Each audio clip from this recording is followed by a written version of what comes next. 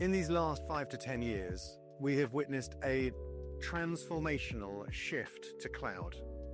Icometrix really was one of the first organizations which I had actually come across using the cloud at such scale when I was previously working in a large diagnostic network. As part of this large diagnostic network, we were experimenting with artificial intelligence to see what the benefit of AI was in clinical practice. It really was, what was the return on investment that organizations could get by using AI in the field? And so we were experimenting with many different types of AI, some of which were deployed on premises, some of which were deployed on regional networks, and some that were deployed in the cloud directly. Icometrix, being that leader, demonstrated to us how easy it was to deploy these solutions of scale and integrate them into local imaging networks. It really was a transformational leap in the amount of power that could be put into the hands of radiologists and clinicians at the point of need. Now, obviously, things have evolved over the last 5 to 10 years, and we've seen a massive shift to cloud with the rest of the AI organizations. As AWS, we are absolutely delighted to be able to host the majority of those applications now in the cloud. 80% of healthcare and life science unicorn companies are platformed on AWS today. So innovations continue to take place within the cloud.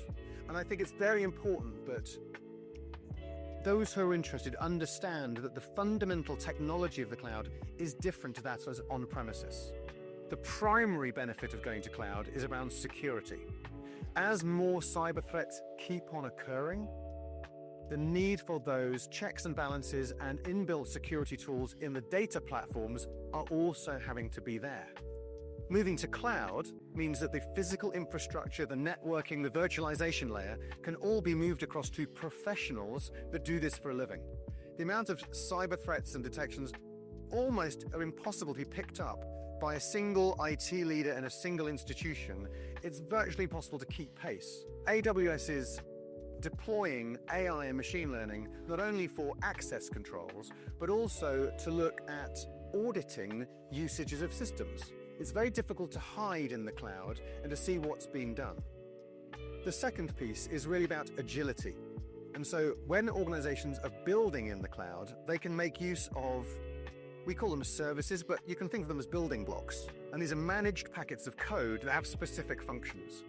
And using these managed packets of code, for instance, we have packets of code that can manage text data, imaging data, genomic data, ambient listening data. And you can actually embed these in solutions to build solutions faster. And we can find that organizations adopting this cloud-native approach are able to build actually around 40% faster than coding things from scratch. The final thing I'd mention is about business continuity. So the ability to architect solutions that even if they crash for some reason, maybe they've been hacked, maybe there's been an error, they can get back to functioning really quickly. And so by architecting correctly, the amount of downtime is minimized. And again, I'm delighted that Icometrix is leveraging AWS because all clouds are not built equally.